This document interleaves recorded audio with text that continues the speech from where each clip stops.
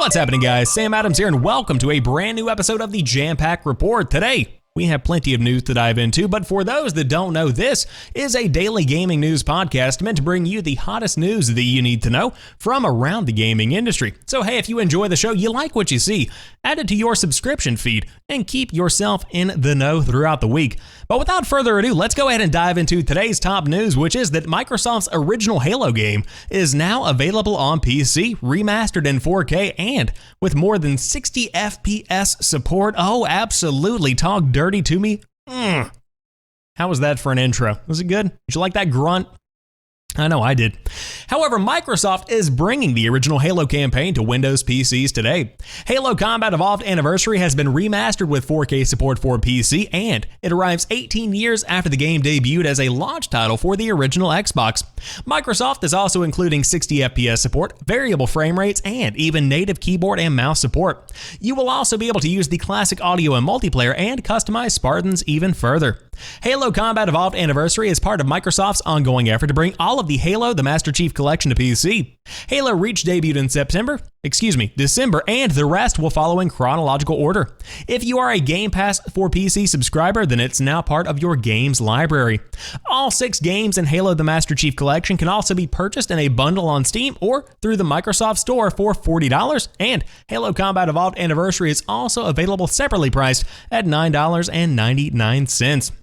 So right off the bat, man, Halo Combat Evolved is a phenomenal game. If you have never played it, I highly recommend diving in and giving it a look because, quite frankly, the world of first-person shooters as we know it in 2020, it wouldn't be the same if Halo Combat Evolved had not come on the scene. It really did change things, and it shaped the future of video games as a whole, but specifically the shooter genre. It's kind of the godfather, if you will. And I still go back from time to time and play that original campaign because it is oh so good. I highly recommend diving in and giving it a look. Now, of course, I am a bit biased because, quite frankly, I've been playing Halo the Master Chief Collection pretty much exclusively over the course of the past month because I live in a world of nostalgia.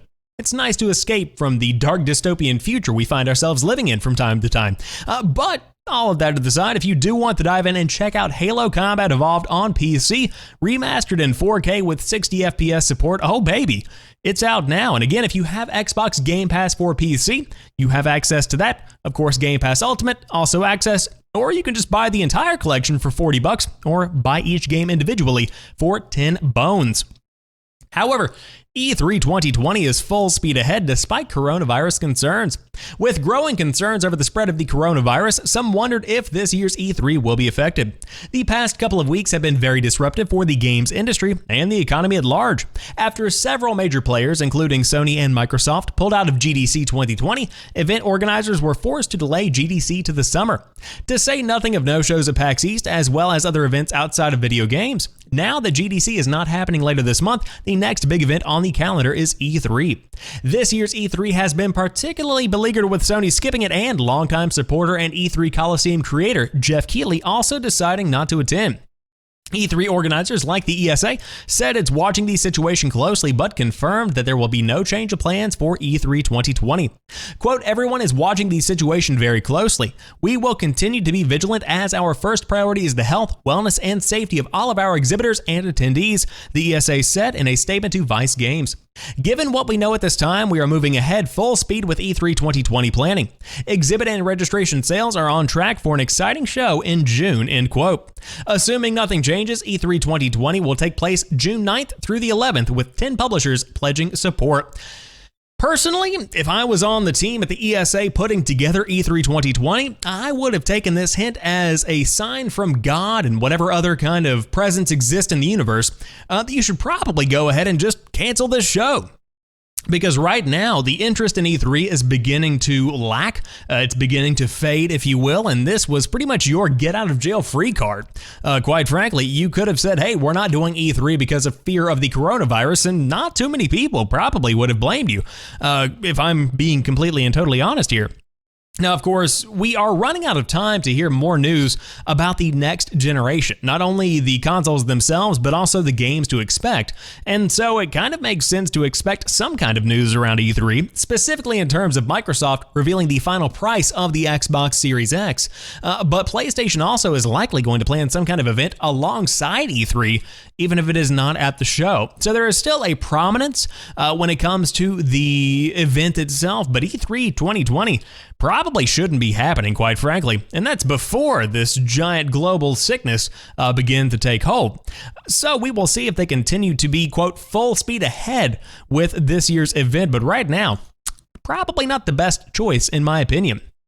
However, of course, GDC was canceled just a couple of days ago, but the GDC Relief Fund is raising money for indies affected by the postponement.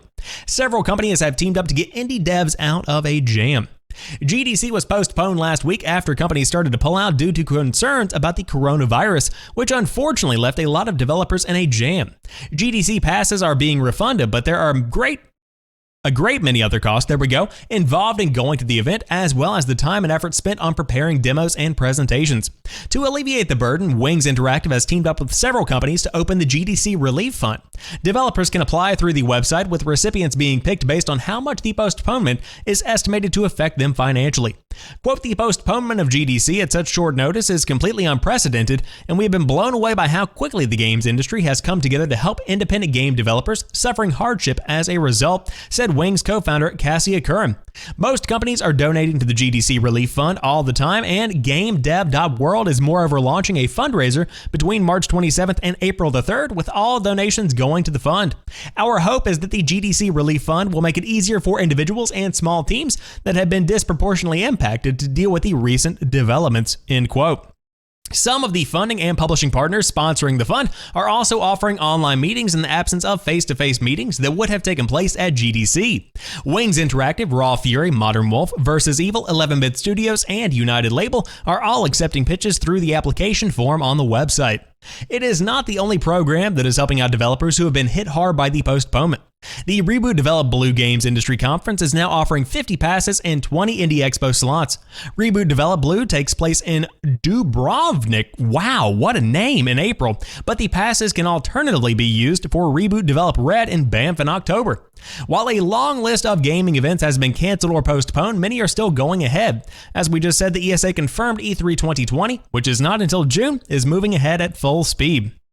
So, right now we have the help coming from the larger gaming population, and quite frankly, this is a good feel-good story. Now, for those that don't know exactly what's happening, of course, GDC was canceled, the Game Developers Conference for 2020, and many people, although the badges got refunded, still spent thousands, potentially tens of thousands of dollars, depending on the size of the team, in obviously airfare, in hotel reservations, that kind of thing.